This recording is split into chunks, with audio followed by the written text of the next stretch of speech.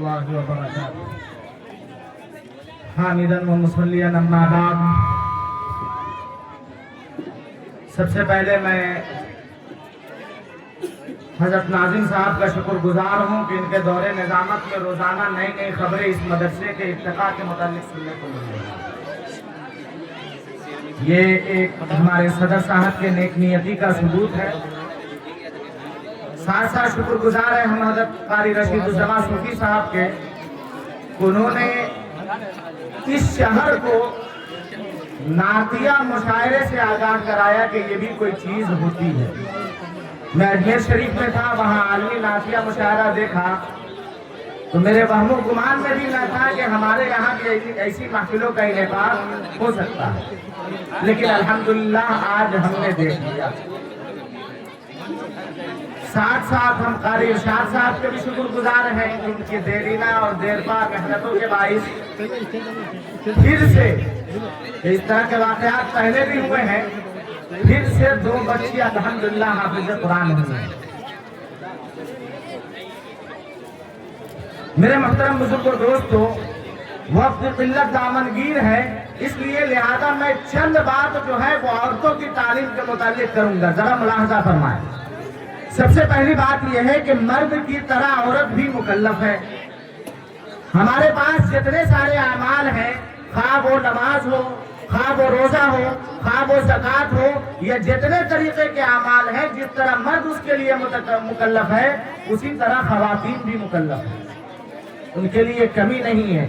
हालांकि बाज मसाइल औरतों के इबादत के मुतालिक, औरतों के ताआत के मुतालिक मजीद ज्यादा पेचीदा है, लिहाजा औरतों का तालीम हासिल करना बेहद जरूरी है। दूसरी बात यह है कि हमारे लबों पर हमेशा ये शिकायत रहती है कि हुकूक औरतें अदा नहीं करती हैं, एक बात। दूसरी बात, हमारे समाज में बेशुमार ये इस्लाम की खासियत है कि अल्लाह तबारक व तआला ने इस मजहब के अंदर, इस इंसानियत नवाज मजहब के अंदर हर एक के हुकूक तय किए हैं। बाप के भी हुकूक है, माँ के भी हुकूक है, औलाद के भी हुकूक है, शौहर के भी हुकूक है, बीवियों के भी हुकूक है, पड़ोसियों के भी हुकूक है, मुसाफिरों के हुकूक है, यहाँ तक के राह चलते रास्ते के भी हुकूक है। ये इस्लाम की खूबसूरती है, दूसरे किसी मज़ाहिब में नहीं पाई जाती। इन हुकूक की अदायगी तब होगी जब इस समाज का एक बड़ा तबका यानी हमारी औरतें तालीम हासिल करेंगी। तीसरी चीज ये है कि तालीम के बगैर औरत नहीं होती है, क्योंकि आप उलमा से मालूम करेंगे कि ये जो लफ्ज औरत के माने ही आते हैं पर्दा के, और पर्दा तब होगा जब औरतें इस्लामी उलूम हासिल करेंगी, पर्दा की अहमियत को जानेंगी, अल्लाह का डर और खौफ और अल्लाह के अहकाम की पाबंदी उनके अंदर आएगी, तब वो पर्दा करेंगी, फिर जाकर एक औरत बनेगी। एक अहम चीज ये समझने की है कि उमूमन समाज में 2 तबके पाए जाते हैं, एक मर्द एक औरत। आधे मर्दों की तादाद है, आधे औरतों की तादाद है। अगर हमारे समाज का आधा हिस्सा इल्मी दीनी तालीम से दूर रहे तो हमारा समाज तरक्की कैसे कर सकता है? हमारे समाज का आधा हिस्सा, निस्फ हिस्सा अगर वो दीनी तालीम से दूर रहे तो हमारा समाज और हमारे मजहब के लोग, हमारे मुसलमान तरक्की नहीं कर सकते हैं। अब कुछ दीनी बातें समझ लेते हैं। अल्लाह तबारक व तआला के प्यारे रसूल हुजूर अकरम सल्लल्लाहु अलैहि वसल्लम ने अपने आखिरी वसीयत जो फरमाई है, इत्तकुल्लाह सुब्हानहु व तआला फिन निसा, कि औरतों के बारे में अल्लाह तबारक व तआला से डरो। इसलिए मेरे मोहतरम बुजुर्गों, याद रखें कि औरतें हमेशा 4 मर्दों की निगरानी में होती हैं। सबसे पहले बाप, फिर भाई, फिर शौहर, फिर बेटा। अगर औरतें दीनदार होंगी तो इन्हीं 4 की वजह से होंगी, और अगर औरतें बेदीन हुई नाउज़ु बिल्लाह तो इन 4 को अपने साथ जहन्नम में लेकर जाएंगी। इसी वजह से एक हदीस में है कि मर्दों को सूरह मायदा सिखाओ और औरतों को سورہ نور سکھاؤ، کیونکہ سورہ مائدہ کے اندر انسانیت نوازی اور انسانیت پسندی کی تعلیم ہے، اور سورہ نور کے اندر پردہ اور عزت و عفت اور عظمت کی تعلیم ہے۔ امام بخاری رحمۃ اللہ علیہ نے عورتوں کے تعلیم کے متعلق اپنی کتاب بخاری شریف میں پورا ایک باب اور ایک طویل باب عظمت الامام النساء و تعلیمہن کے نام سے درج کیا ہے۔ یہ ان کے نزدیک عورتوں کی تعلیم کی اہمیت ہے۔ اسی طرح ایک اور حدیث میں ہے کہ عورتوں کو سوت کاٹنا اور سورہ نور کی تعلیم ضرور دو۔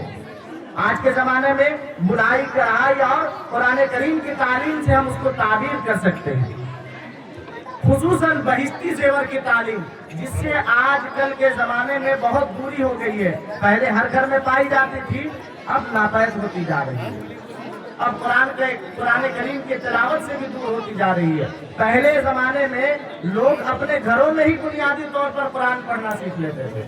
ہمارے گھر کی مائیں، ہمارے گھر کی دادیاں، بڑی بوڑھی جو ہے وہ اسلامی تعلیمات سے بہت حد تک آگاہ کر دیتی تھی، اور ہمارے حضرت مولانا اعجاز صاحب امام صاحب فرما رہے تھے کہ ایک رپورٹ کے مطابق 9 لاکھ لڑکیاں ارتداد کی شکار ہو چکی ہیں۔